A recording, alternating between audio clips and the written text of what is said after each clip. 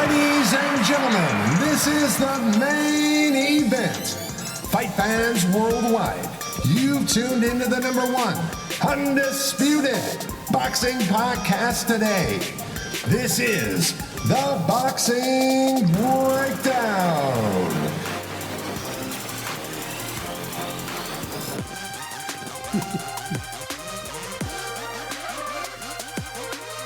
Now, your heavy-handed, hard-hitting host, Mark Roxey.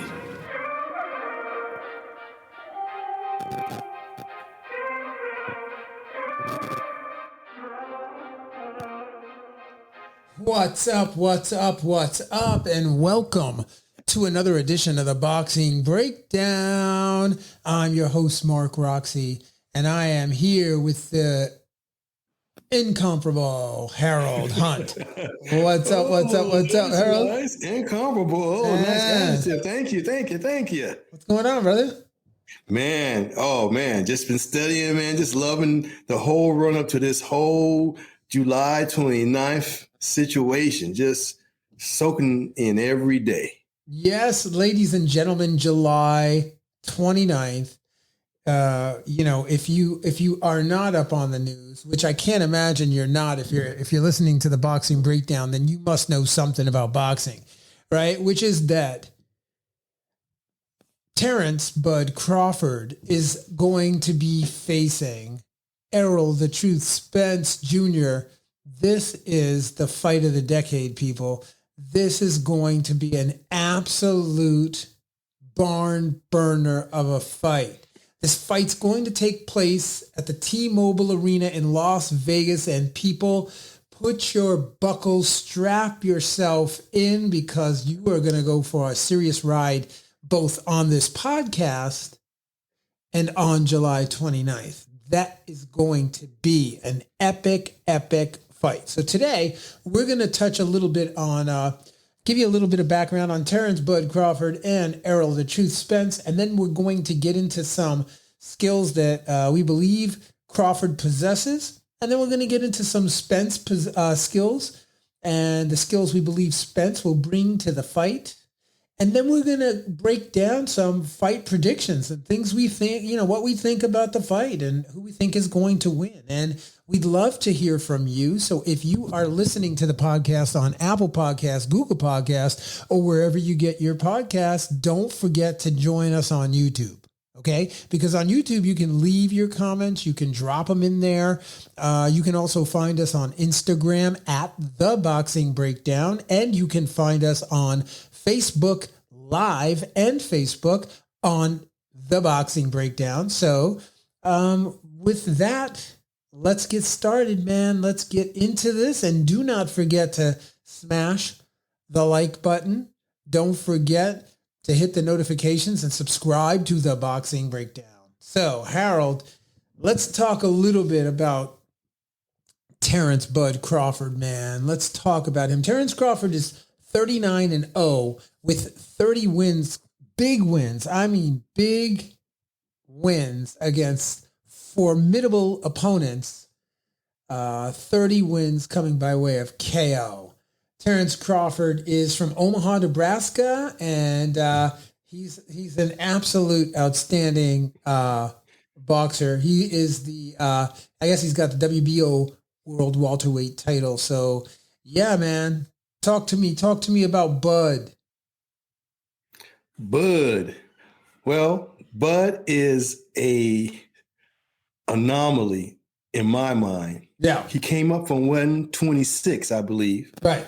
And he made his way up to a higher weight class and carried his power and his skill and his discipline to each category he's in. He's already going into the Hall of Fame because he's already unified. Right. And he has some other accolades I can't name right now that place him in the Hall of Fame. Yes. So that spot is already there for him.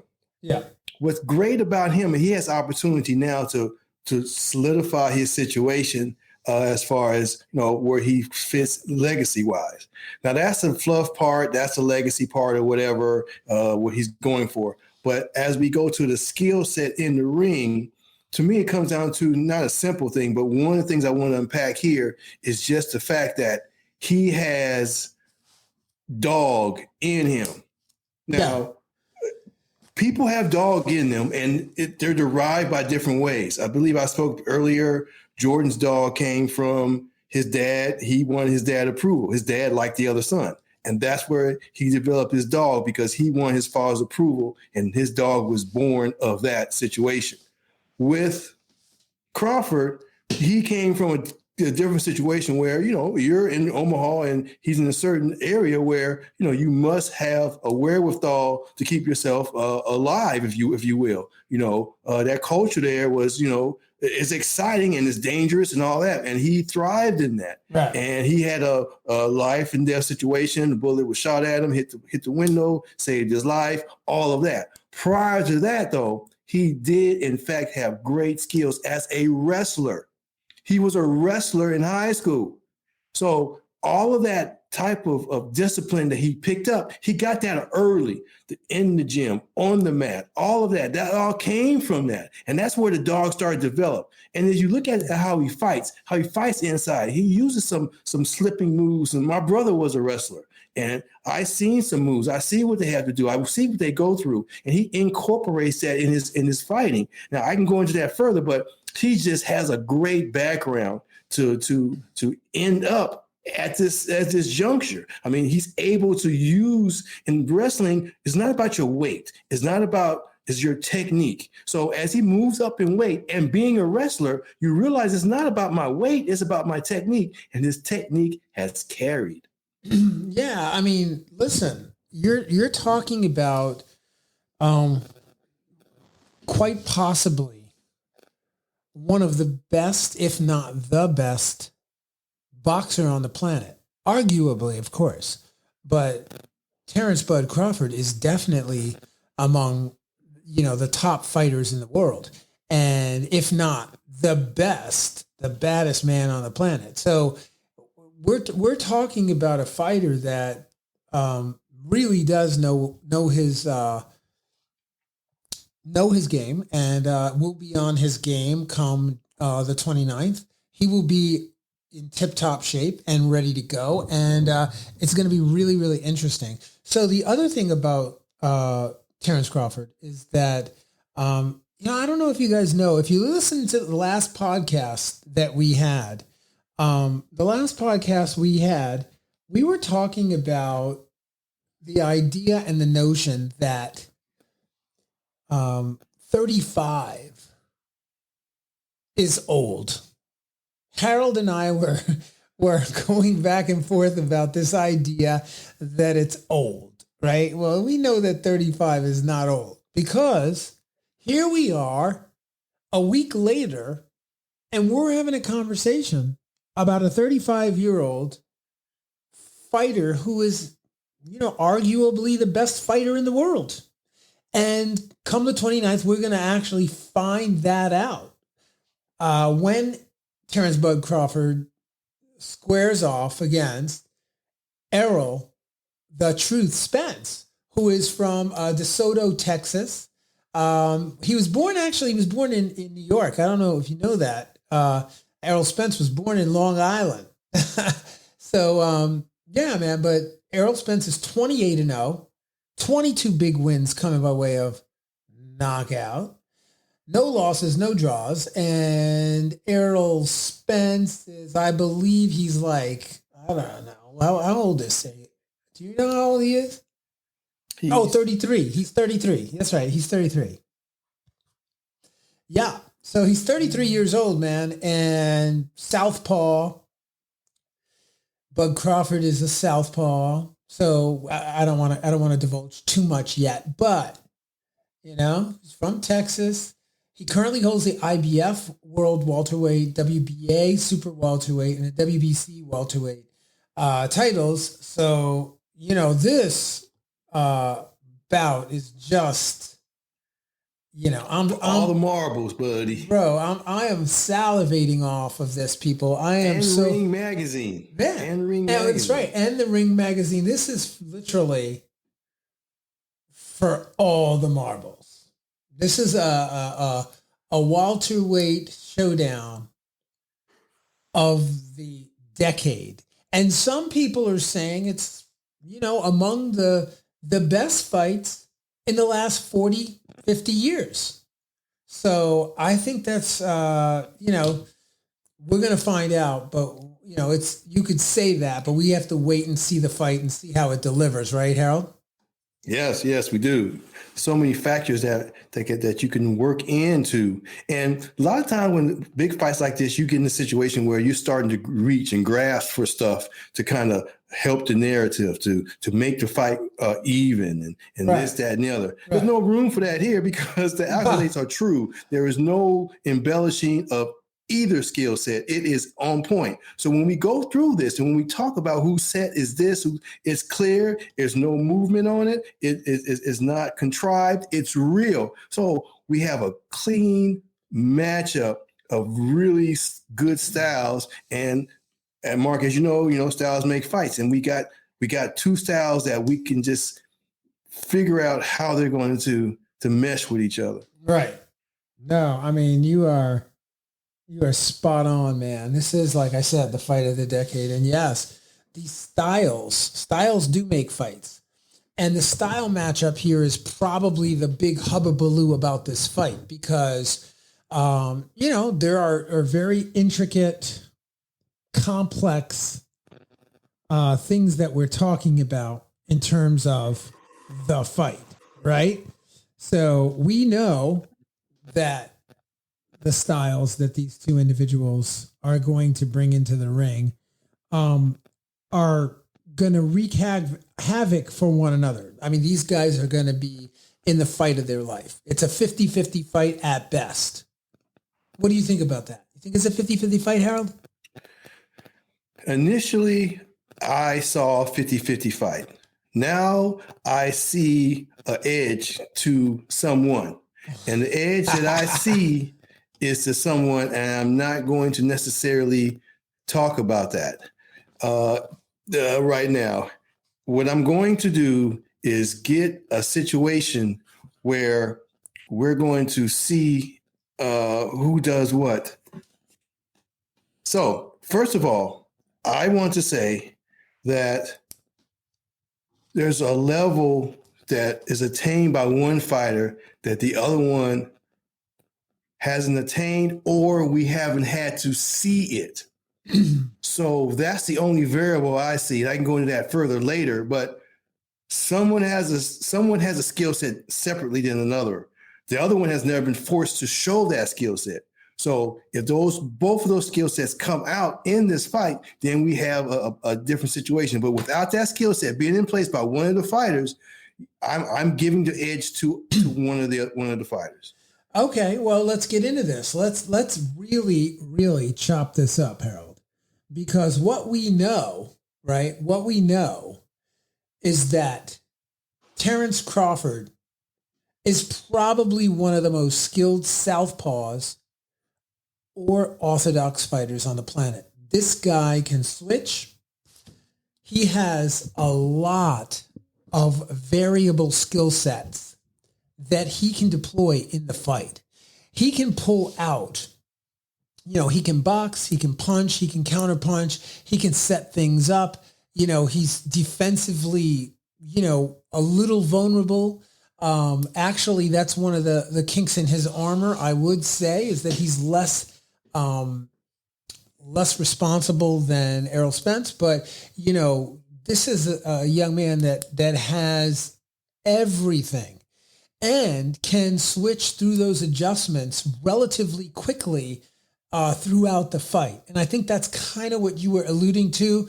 You can expect that Terence Crawford will be cycling through all of the variable skills that are necessary in a world championship fight of this caliber. And that has me really concerned for Errol Spence from the standpoint that I don't know if Errol, the Truth Spence, has the kind of gears, if you will, to shift through as the fight is happening. I just don't know. He has a very, very strong skill set. His boxing is built on the fundamentals, and those fundamentals are very, very clean, very accurate, very effective. And I think that those skills that he's going to deploy in the fight, if he's able to back up Bud and keep Bud on it, on his back foot, and not get hit, he could be very successful. But I'm just not sure. Harold. I agree with that. I'm not sure either at this point. Yeah. But I do know that sound fundamentals, like in any sport, always win out. In football, basketball, or what have you, if your fundamentals are sound, the Bible of your sport, the Bible of application of the sport, and the constant application of that on and on and on always has this place for victory. There's no doubt about that. Right. What happens is if someone has something other than the fundamentals, use the fundamentals as a opportunity to be successful. I know you're fundamentally sound. I understand that, but I'm going to use that to my advantage and find the flaws. Not necessarily the flaws, just the consistency. A person who uses fundamentals, they are vulnerable because of their predictability. I predict. I know you're going to do the same thing. The Bible of boxing, the Bible of blocking that man, the Bible of throwing the ball, running the ball, right. The fast break. I know. Because of that, I may have an opportunity to let you do that, but I can still have the advantage because I know exactly what you're going to do. And that is, always a part of boxing in any other sport, I would say. Yeah, no. I mean, I think that's an interesting way to play that. That's an interesting way to discuss that. Yeah, I think, to your point, Errol Spence has, an amazing jab. Let's talk about his jab. He has a fantastic, skillful jab that is really, it's going to snap your head back, right? He's super effective. His 1-2s are great. He's super effective to the body. And he likes to back up his fighters. He likes to back up his opponents, as he did in the case of, when he fought Ugas and Danny Garcia and Sean Porter. Well, Sean Porter was coming. So it was a little bit different in that fight. But, the Mikey Garcia fight, I mean, you go back and look at Errol Spence's fights, and, what you see is that Errol Spence is really committed to backing you up.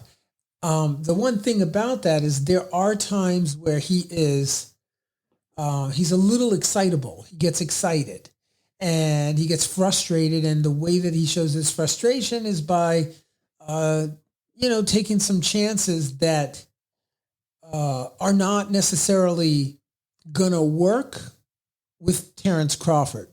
If he is unable to maintain his composure in those moments where he wants to jump in and he wants to do all that stuff, I just don't know how that's going to work out for him, because Terence Crawford will bring you, pull you, draw you, turn you, box you into mistakes. And those mistakes that you make could be catastrophic. Yeah? Yes. Well, yes. Only because he's going to see him coming and say, I know what you're going to do. Now, the problem with that is Errol's got a great chin. Errol's going to overwhelm you with frequency. Errol's going to punch on the right angles at all times. Errol's footwork is phenomenal. He's coming forward. He's cutting the ring off. I mean, he is coming, and his defense is his offense because he's going to be so sound. Defensively, he's sound. Yes, Terence may come with different little things, but he has the background and the fundamentals to ward those kind of things off. He kind of reminds me of Holyfield. Holyfield fought a long time where his skills were gone. Right. But his fundamentals kept him safe, kept him in a situation where he could actually win the fight, and kept his opponent in a situation where they had to be mindful of what he was doing. Now, Spence has that same thing, but he's still in his prime. Yeah. So that being the case, he's going to continue to move forward. We just have to see how Terence applies his extra level to that type of discipline. But as I said before, we don't know if Spence has that next level also. He's never been forced to that. His strict fundamentals of walking you down, being fundamental clean, has always profited for him, period. Yeah. He's never had to go to another bag. Maybe he'll have to go to another bag. Or this style will overwhelm Crawford as it has everyone else. Now, Spence has fought people who had a little trick in the bag. He has done that. You know, Ugas has a little trick in the bag, and a couple of his other fights on the way up, they had a little trick in the bag. But he was able to overwhelm that situation by strict fundamentals, strictly just water hitting concrete, water hitting concrete, water hitting concrete, and water always will win. Listen, Spence has taken out a lot of his opponents, dropped a lot of his opponents in the fight. And if Spence is able to do what he did, you know, say, for example, to, I don't know, Algieri. I mean, Algieri isn't Crawford. I know y'all are saying that already, and I agree with you. If you are saying that, I'm saying that, right? He dropped Brook in round 10 and then again in 11, right, of their fight, right? Lamont Peterson went down. Lamont Peterson is a very tough fighter with a very good chin, and Lamont Peterson went down in round 5 of that fight, right? You've got, I mean, it goes on and on. Sean Porter, they don't build him much tougher than Sean Porter. Sean Porter goes down in 11. So what I'm saying is that these fights, Errol Spence has a good track record of putting fighters on their backsides. And I wonder if that is going to happen to Terence Crawford. Now, don't get me wrong. Terence Crawford is slick. I think Terence Crawford does this whole fight. I mean, I don't know what you think, but Errol, I think he's going to fight in the southpaw guard. I don't see him making the switching too much. If he does switch, it'll happen by walking Errol Spence into shots and setting those traps. I don't see him coming out in round 1, you know, without his southpaw position. I just don't see that. But maybe he does. I mean, I don't know. And I think if it, you know, Errol Spence, you know, there aren't a lot of southpaws on Errol Spence's record here. You know, there aren't a lot. So I'm not saying there aren't any. I'm saying there aren't a lot. And because of that, you know, this is like you said, this is the cream of the crop, the top of the heap, you know, and fighting Terence Crawford is a very, very tall order for anybody. Yes. The switching is something. Now, he uses that southpaw stance as an advantage with all his other fighters because he'll come out his very last fight. I just watched with the last fight he came out. Ugas. No. Oh, no. David Arvasinian. Yes. He came out orthodox, and then he switched. Now, that always serves to confuse a orthodox fighter. However, with Errol, that is not an advantage for him. It's not going to be an advantage. So I see that he'll come out initially left-handed. I see that. And I see him switching to orthodox and starting to gain an advantage because southpaw to southpaw, Errol's going to have that advantage because that's how he fights all the time. He doesn't switch or nothing like that. But he'll have to switch with Crawford. Now, Crawford, he's used to seeing that orthodox Spence is. He is. But Crawford is able to come back with that left side and then go back to the right side. So I see the majority of the fight, him being a right-handed hitter and walking and being in a situation where he's saying, Errol, you see me with this right hand, you see me being orthodox, but you can't do nothing about it. And I'll show you a little left hand from time to time. So just that variable back and forth. But I see him mostly being in this fight a right-handed fighter. that's just how I see him applying this, because he cannot allow Spence any kind of comfort in the stance that he's taken in this fight. Since he'll be this counter puncher, he'll be moving around, he'll be cutting, he'll be not cutting off the ring, but he'll be in a situation where, you know, he's going to need to move and turn Errol and let him run into stuff. Try to avoid that freight train that's coming that won't stop. So to me, show me both stances. Show me a situation where I'm making that man think about how I'm going to engage. Left hand, right hand. So it's just so many variables. We're just going to see. It's just so much to talk about, but that's how I initially see it. Right-handed fighter, most of the fight. Wow. Well, that's interesting. So we're going to see if he comes out in right or left. We'll be biting our fingernails as that is occurring, because lots can happen if those variables are added into what's already a very, very tough fight. And you know, a moment ago, I just touched on Errol Spence's, you know, putting people on their backsides. See, this is one of the things that makes this a dynamite fight, literally, no pun intended, a dynamite fight. Because if you look at, you know, Terence Crawford's record, you know, Terence Crawford's put everybody out. Okay. Let's not forget, you know, David Arvesenian, TKO 6 of 12. Sean Porter, TKO 10 of 12. Sean Porter now. Kell Brook 4 of 12. Now, okay, let me go back to Sean Porter, because I know his dad stopped the fight. But his dad really stopped that fight because he knew what was about to go down. He understood that he's about to get his get served, right? So he stopped that fight because of that, right? I heard somebody else talking about this just the other day, and you know, the openings were there so blatant. He was Yeah. So I think, you know, to the point, that was an early stoppage. I don't even know that Sean Porter and his dad even talk still to this day. I don't know, but I'd love to know the answer to that.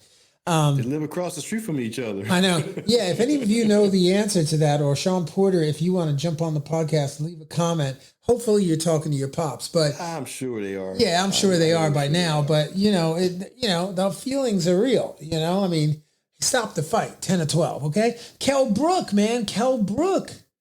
he was out 4 of 12, right? Sleeper 4 of 12. So it goes on and on. Amir Khan 6 of 12. You know, he was put out 6 of 12. So Bud has done his work. He has, you know, I mean, I could go all the way back. Jose Benavidez, Jeff Horn, you know, Felix Diaz, Postal. His knockouts, to me, they come suddenly in the pocket. You're in the pocket with him, and you're exchanging. Yeah.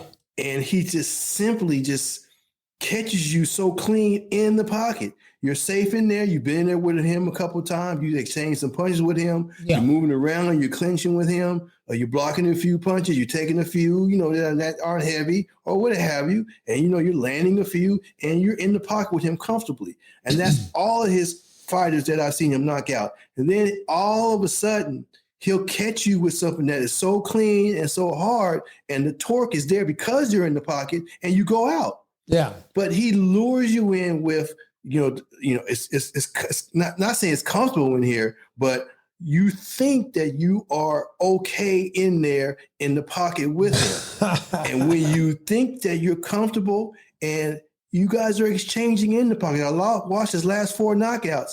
Once when you think you're kind of comfortable, well, maybe I can, you know, make some hay in here. Yeah. You know, you get hit.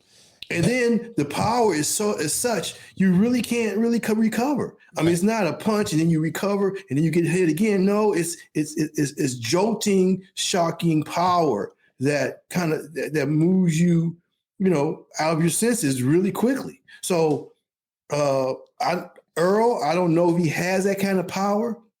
I know he knocks people out, and he'll just systematically beat you and just apply the pressure, and you go out. But this man can hit you and you lose your senses for, a certain amount of time. So he knows how to catch you coming in. But Errol, if he's in the pocket, he's coming hard, and he can take that punch. He can take that to land that, and he can overwhelm you with his power. I mean, Yeah.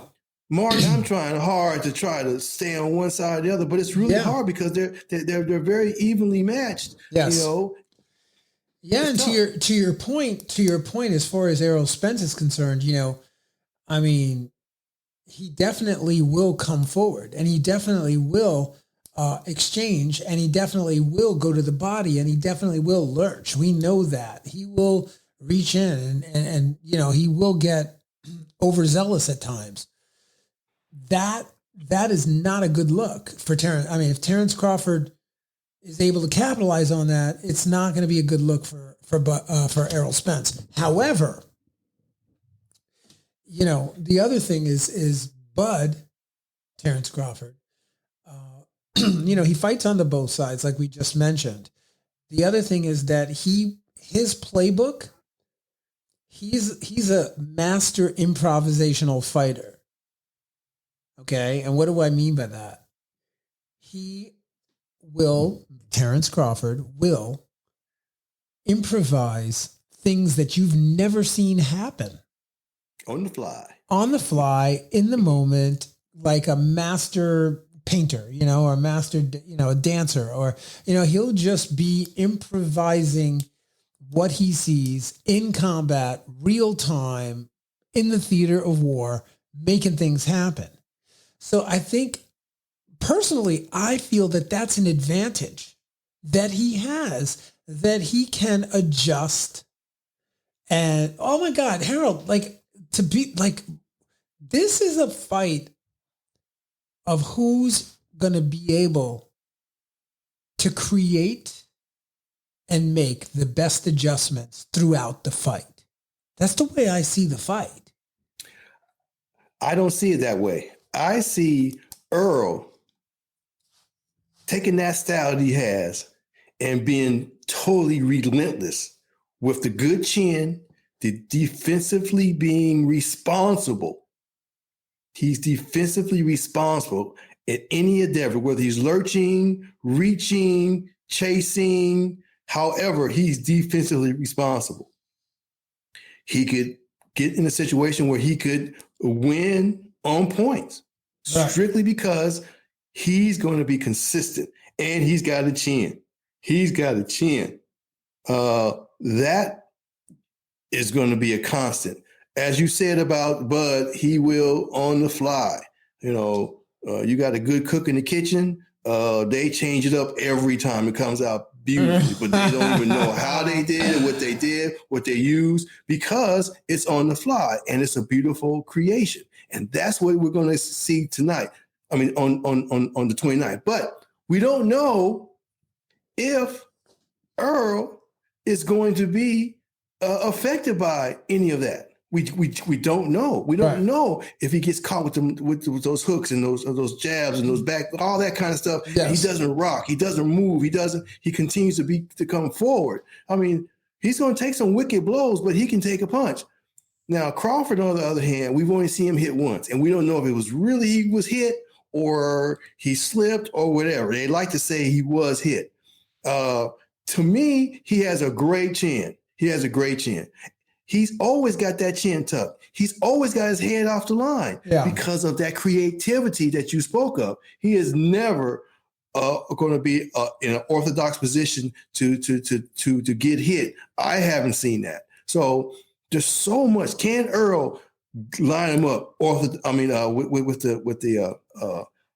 the fundamentals and touch him where he needs to touch him, or will Bud stay off that line and not get hit with that frequency? We just don't know. I mean, there's so much to it. But hey, like you always said, and like I'm just hearing, and I'm just as befuddled as you are. Well, I'm befuddled for sure. I don't know where it's going to go because I don't know if Earl's going to be affected. by that power, Right. or if he won't be affected. Well, Or the frequency of his is going to affect Bud. Yeah. We don't know the size of the ring or who the ref's going to be. Right. We don't know any of that. Is it a fast ring? Is it a slow ring? But here's something that I was going to touch on before, and I just kind of lost my train of thought there. But Bud Crawford is the smaller fighter. I mean, he is the smaller fighter. I mean, I think it's like Errol Spence is probably like I don't know. Well, there's different measurements for this guy, right? Some people say he's 5'10", some people say he's 5'9.5". I don't know. Do you know what he is? I mean, I think he's supposedly he's 5'9", and Bud is whatever he is. 5'8". But you have to realize wrestling. Yeah. The wrestling background, your body is a coil. You are coiled in a sense. All of your faculties go to your strength. In wrestling, that's how it is in wrestling. In boxing, it's not necessarily coiling your body. It's your delivery. It's the moving of the hips. It's the stepping, all that. You don't have a coil type body. Right. Especially Spence. He's long, right? Straight down the middle, right? Good footwork. Yes. He's going to step to you properly. All of that. That is not a coil type body. That is a free flowing body. So when you say he's bigger, that may be the case physically, but he may not be stronger because the discipline of wrestling is not of length. It's a coil type of situation. So when they're on the inside and they may be tussling or what have you, he's going to have the advantage because he just knows how to lock those arms, how to move you around. But Errol is consistent. He's pulling his hands out of it. He's not allowing any kind of clinch. Right. He's not allowing any of that. So he's going to try to clinch. Errol's going to try to continue to be frequent. So, yes, he's bigger, but he may not be stronger just because of the background of how both of these fighters got to where they are. Yeah. So there's a lot to it. Yeah, here we go. Errol Spence, 33. Terence Crawford, 35. Both southpaws. Reach, Errol Spence, 72 inches. Crawford, 74 inches. Height, Spence, 5'9.5". Crawford, 5'8". The weight, Spence, 146.55, and Bud Crawford, 147. KOs, 22 KOs for Spence, 78.57. And then Bud Crawford, 30 KOs, 76.92%. This is a serious fight. It's a unification fight. WBC, WBA, IBF, World Championship fight. Errol Spence and, Bud Crawford for the WBO 147-pound World Championship. Terence Crawford for the undisputed welterweight championship on Saturday, July 29th in a highly anticipated Showtime pay-per-view clash from the T-Mobile Arena in Las Vegas, Nevada. Can you say sanctioning fees? Oh, baby. Boy. Oh, my gosh, man. 4 sanctioning fees, and they're going to be hitting because this is the biggest fight, and they want, their organization to be front and center. Yeah. And it's really going to be something. I would love to know what the numbers are on that. I would just love to know what the numbers are per sanction. Are they the same? Are they different? Yeah. Or is one of them 10 grand more than the other? Or, all right. You just don't know. Supposedly it's 10%. Right. But this is a different situation. So we really don't know where it's going. But yeah, that's a big reason why people aren't undisputed. Once they get there, they drop it. And go elsewhere because they got to pay them fees. Yeah. But this time, you need that marquee. You need every inspector. You need everybody there. Imagine those press conferences with those 3 sanctioning bodies there condoning the whole situation. Oh man, it's just the theater that's going to be involved in this is great. And as I said last week, our last podcast, Bud is vocal now. He's just talking. He's talking greasy, yes, he is. as the streets would say, for real. And that is not of him. So it's refreshing to see him speak in that manner. So there's so much going on here with just that. Yeah, no, I mean, they're definitely, they're promoting the fight. These guys know how to promote a fight. So they're going to do all kinds of crazy antics leading up to this fight. I can guarantee you that. Wow, that's not in Spence's wheelhouse. He's more verbal. He's not pushing or doing anything or getting in people's faces. That's not really what he does.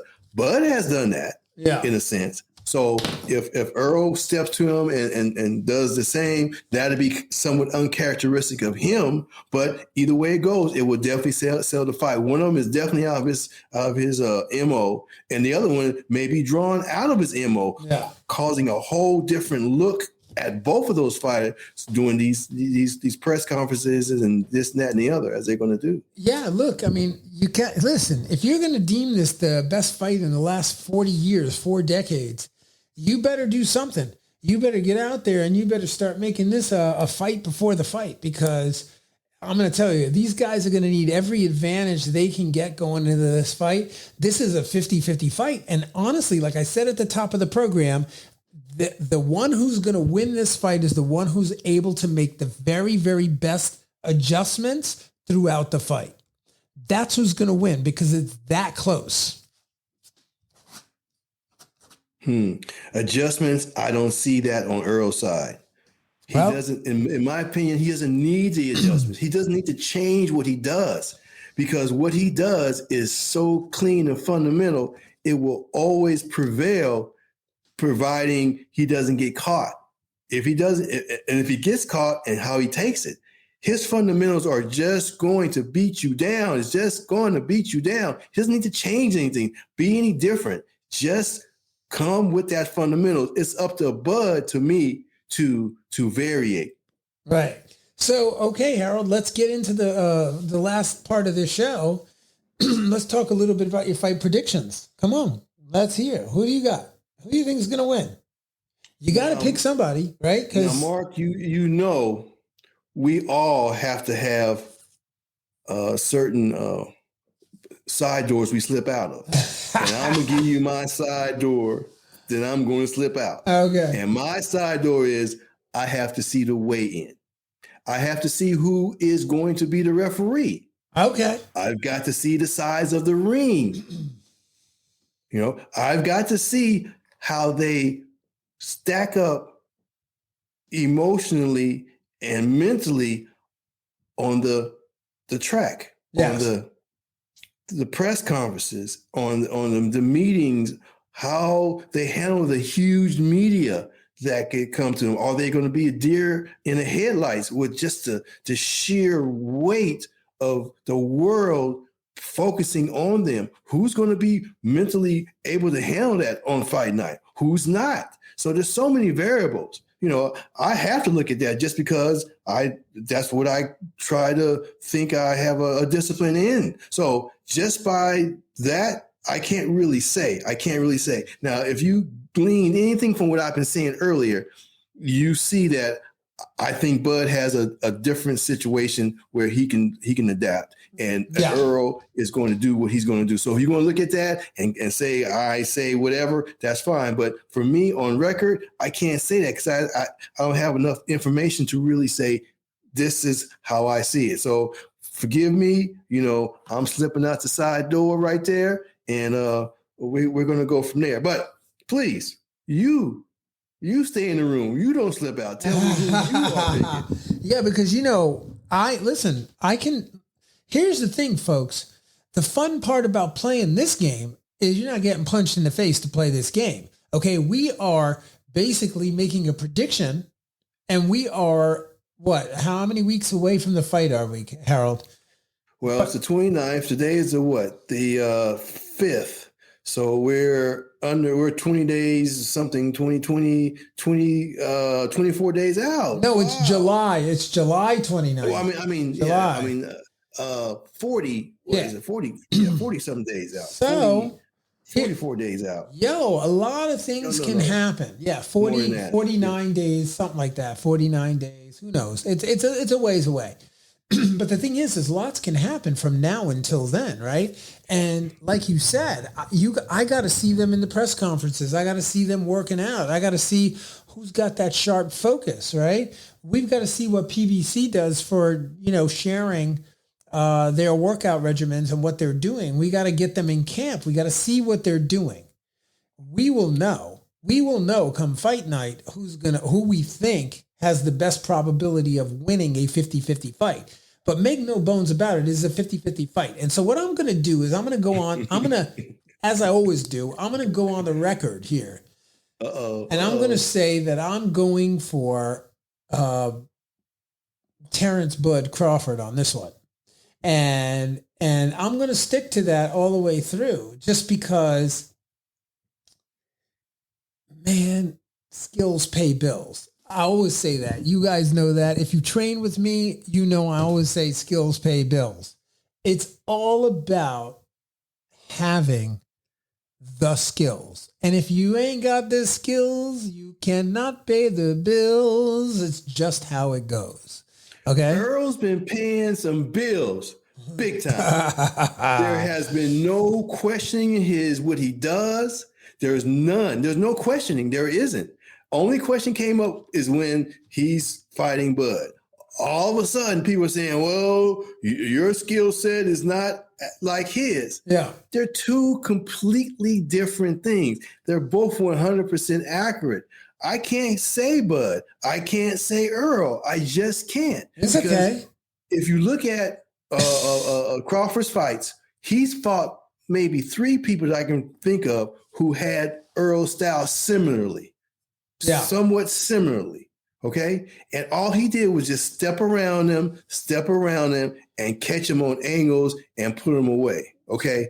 But they did basic things. They didn't go into a clinch or come out of a clinch with their hands up, defensively responsible. They didn't stay away from that left hook when they came out the clinch. They didn't, if they missed a punch, they didn't do things to protect themselves so they wouldn't get hit. Errol constantly does these things. It's ridiculous how he keeps himself defensively protected while he's attacking. No doubt. So we just don't know. No, we don't know. We just don't know. But here's the thing. Look, Harold, I've had Adrian Clark. By the way, Adrian Clark has been on the program again. He is the writer and the producer of both the Protect Yourself at All Times. Beautiful book. Read it. Beautiful book. He's also working out he's doing some special project with Everlast right now. He's written a multitude of books. Great writer. Awesome dude. Awesome guy. Loves our work, by the way. And I've had him on the program a bunch of times. I think I've had him on the program twice. So if y'all haven't listened to those episodes, you should go back and check them out, especially the Protect Yourself at All Times episode. It was a really great episode. I think it was done in season 1, but it's really good. You can check out those episodes at www.roxysportsentertainment.com. And you can also find them on YouTube. If you scour through YouTube, you will find them. The Boxing Breakdown with Mark Roxey and Errol Hunt. And yeah, man, but I don't want to do anything to rub, Adrian Clark the wrong way. He is the new manager, I believe.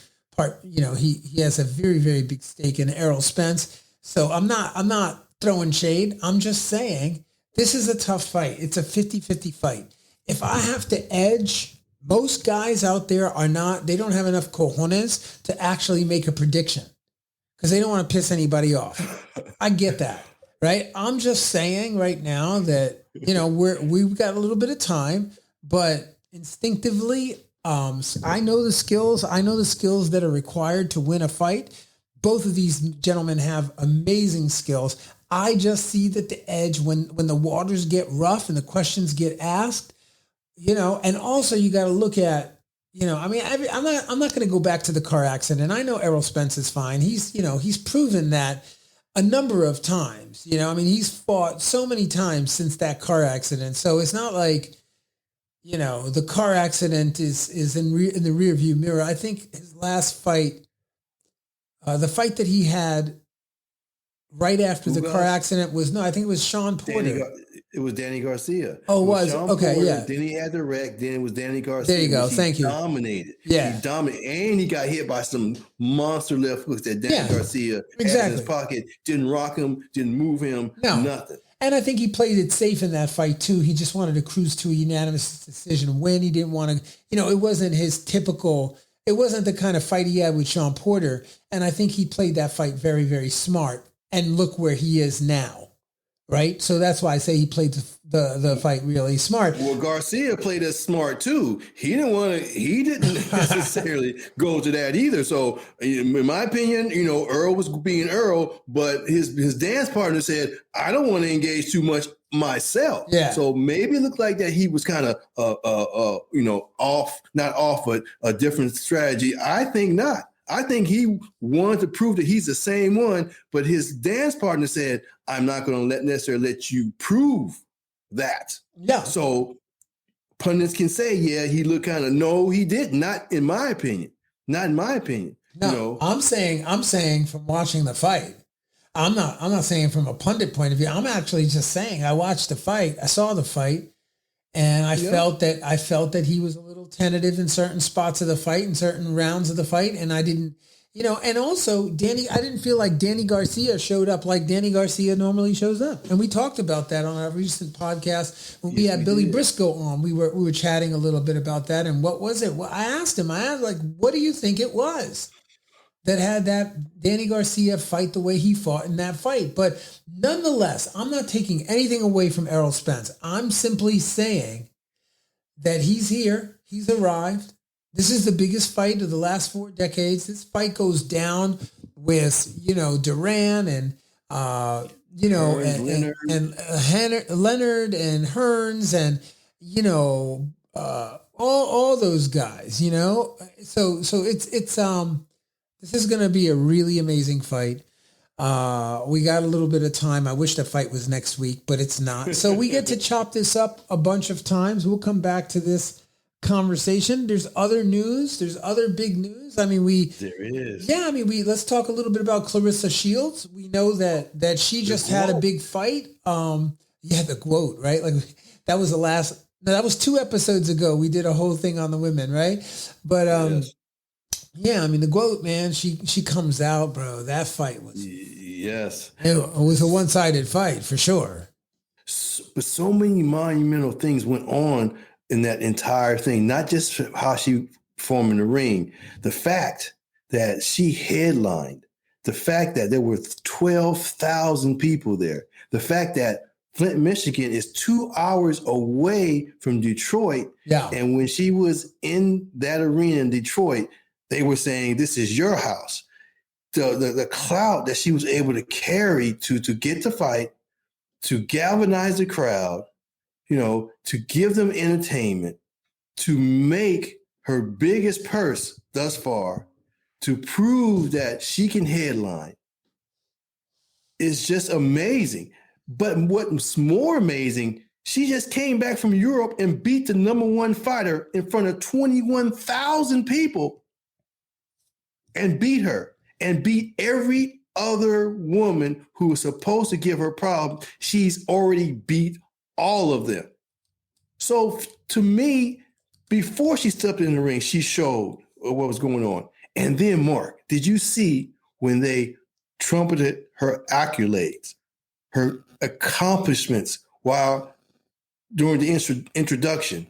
It was spectacular. It was rim after rim after rim of just stellar stuff that she's done. You can't even deny it. If she was a man or a male with those kind of accolades, it would just be she'd be one of the greatest of all times. Yeah. But she's a woman, and on her side of the fence, she is the GOAT. There's no doubt about it. The medals, the undisputed 3 times, the gold medals, 2 times.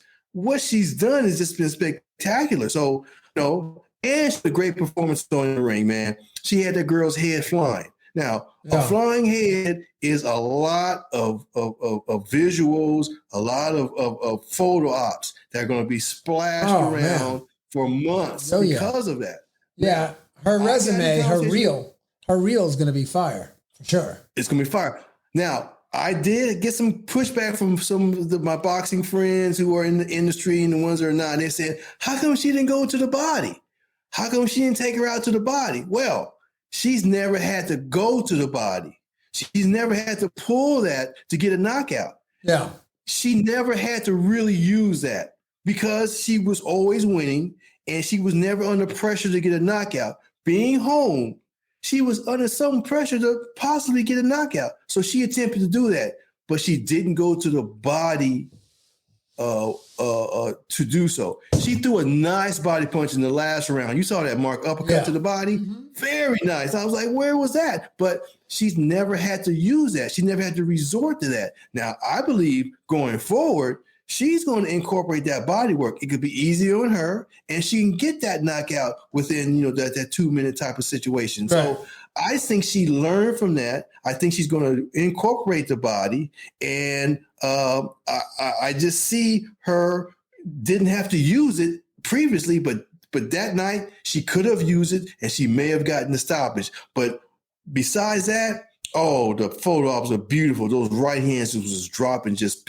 textbook. Boom, boom. What? 6 of those things dropped clean? I mean, wow, that's spectacular. No, I can't agree with you more. It's definitely spectacular.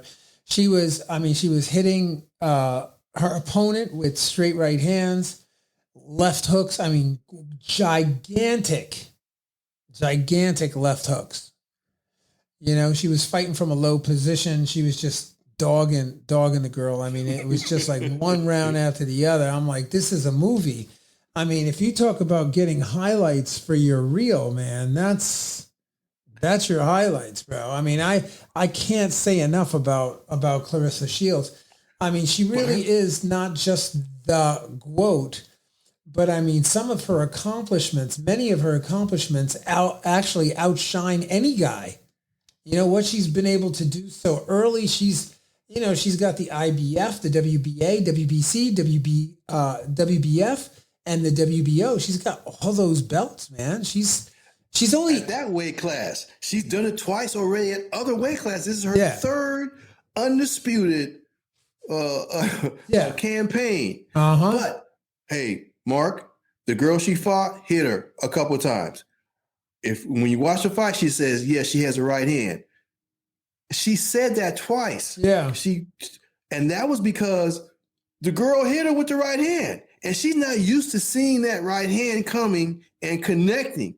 And for her to mention it twice, that means that it was landing. She had to pay attention to it.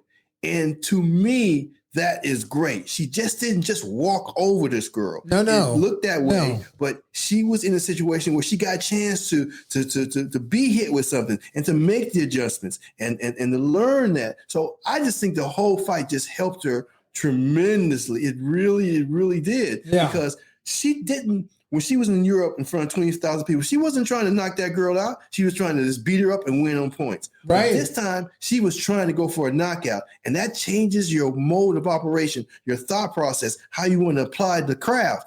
And she had to apply the craft differently this time.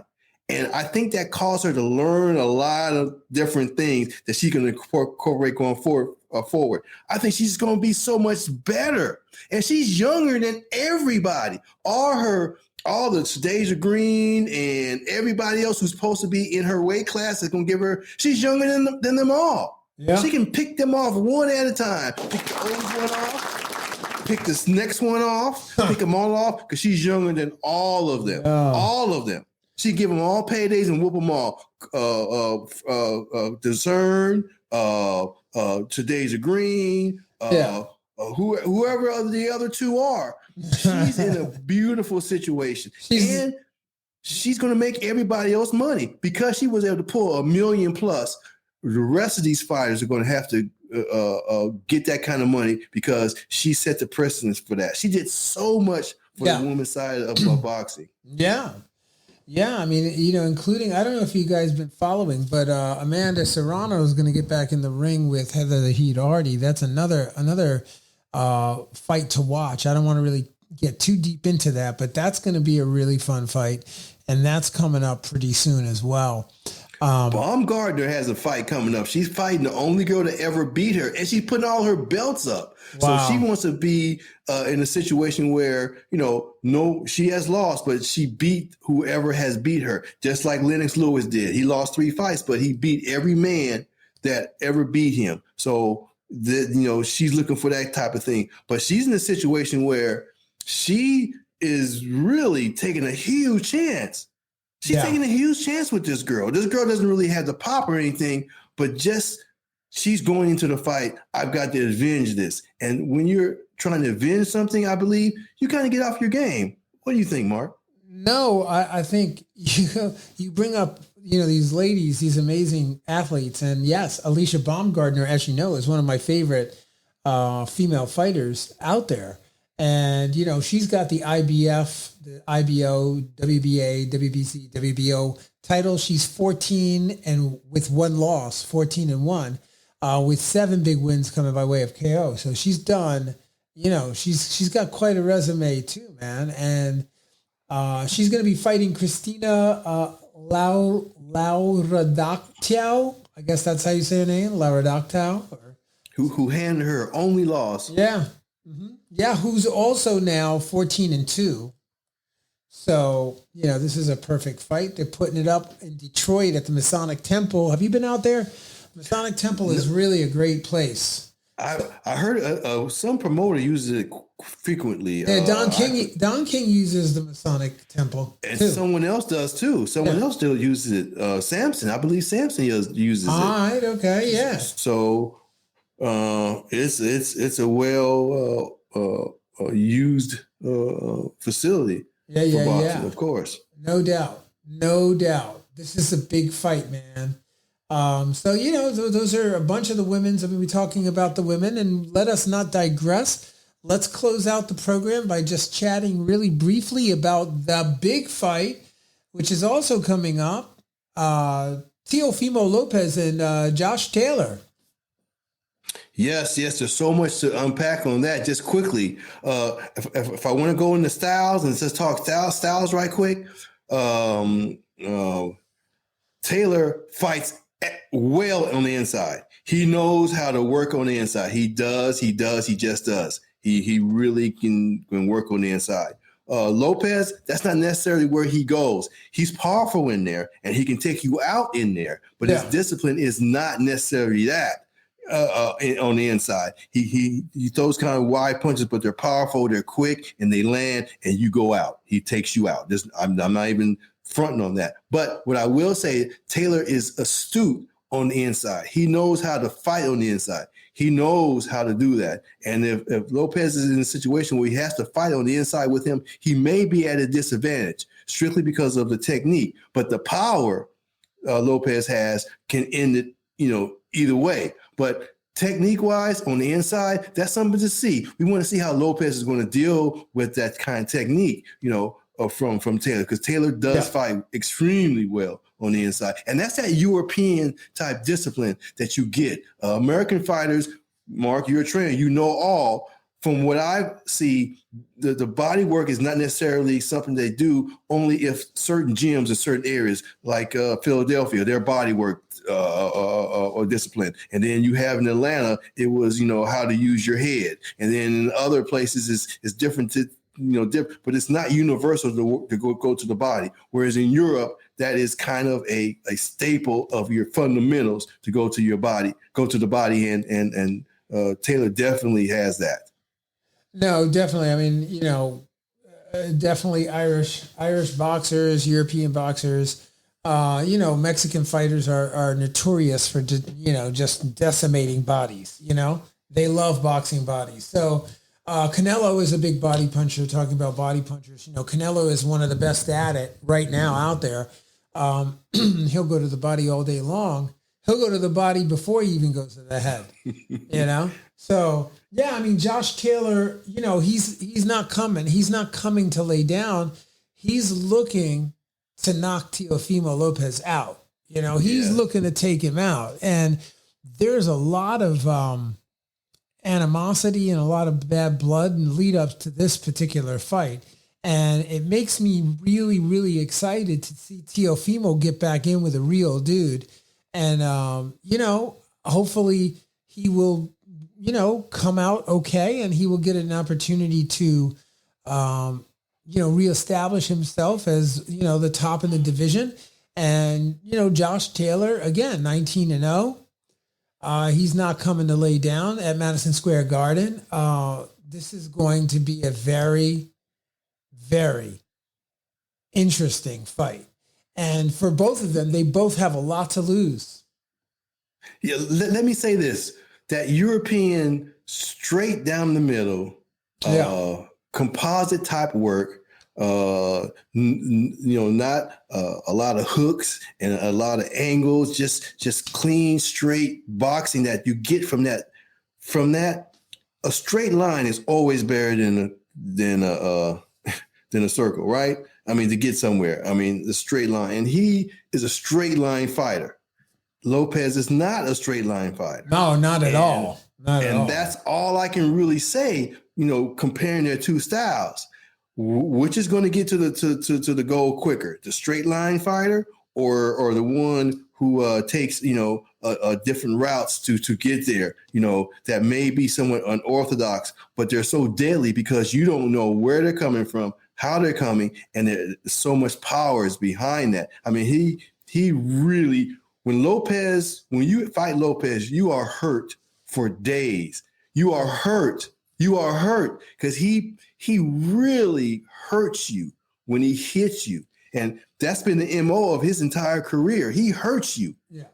Other people will win and beat you or whatever, and whatever. But after you fight Lopez, you're hurt. Your body is hurt because he's so powerful with that. Yeah. So there's so much to that, just like the Errol fight. I mean, there's so much to it. It's hard to look at it. But you have someone, to me, that is somewhat unorthodox, if you will, with great power and great application to their unorthodox style. Then you have someone who's very clean, who's going to want to engage, and who's going to apply, his discipline. So, and they're pissed off at each other, But I think that goes out the window when one establishes whose skill set is above the other. And once that's established, the one who has a lower skill set, then they have to be cerebral and find out how to get back on top initially. But yeah, they're going to fuss and holler and talk all that kind of stuff outside the ring. And Lopez is beautiful at that. I mean, his vocabulary, I mean, his posturing. Oh, he's great. Taylor has that European perfect King's English and aloofness that just eggs Lopez on to be more verbal and more cutting with his words. Yeah. So they're fighting right now, man. It's beautiful. Yeah, no, absolutely. The Scott and Josh Taylor is going to come out on Fight Night, man. I can tell you that right now. And Teofimo's, he's from Brooklyn, baby. He knows how to turn it up. And like you said, his punches are coming from odd angles. He's a very tricky fighter, and he's a very unorthodox fighter to fight. And so when you have him in the ring against the Josh Taylor, who pretty much is Josh Taylor's undefeated. He's undefeated. Yeah. He's 19-0, 13 KOs. This is a serious fight. So I'm very, very excited for this fight as well. And we're gonna really get into the details of that fight as well on the next episode of the Boxing Breakdown. But Harold, man, I just want to say thank you so much for being on the podcast tonight, bro. And as always, guys, it's just a pleasure to be with you, and it's a pleasure to talk boxing. Thank you for just paying attention to us, man. We really appreciate it, man. Yeah, man. Thank you so much. We love this. We love talking boxing, baby. We love it, and we love you, and we thank you for being on the broadcast, Harold. And thank you for tuning in. If you're listening on Google Podcast, Apple Podcast, iHeartRadio, Spotify, wherever you get your podcasts, we want to thank you for being with us. We are there. We are there. And we're thanking you ahead of time for sharing the podcast. Share it out with people and let them know what we're doing. And we will see you guys on the next episode of the Boxing Breakdown. Peace and love. See you when I see you. That's right. Out. Fight fans, join host Mark Roxey and special guests as they break down all aspects of the boxing world, including news, business, management, training, promotions, fan reactions, upcoming events, matchups, future boxing stars, title fights, state of the boxing world, and all the stuff you don't see when you watch boxing. This podcast is released each week on Thursday at 8 p.m. Eastern Standard Time. Live streamed on YouTube, Instagram, and Facebook Live. It's the Boxing Breakdown, hosted by Mark Roxey.